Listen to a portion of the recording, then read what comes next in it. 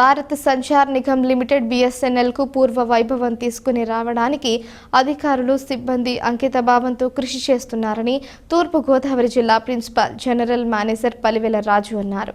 నగరంలో BSNL ఉద్యోగులు నిర్వహించిన బైక్ ర్యాలీని ఆయన నన్నయ్య సంచార్ భవన్ వద్ద జెండా ఊపి ప్రారంభించారు.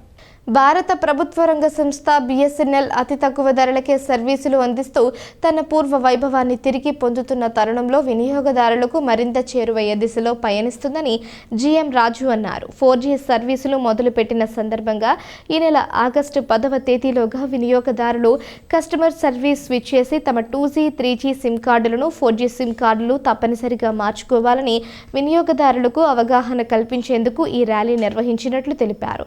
BSNL సీనియర్ అధికారులు, ఉద్యోగులు ప్లకార్డులు చేతబూని బైక్ ర్యాలీలో పాల్గొన్నారు. BSNL లాంగ్ లీవ్ అంటూ పెద్ద ఎత్తున నినాదాలు చేశారు.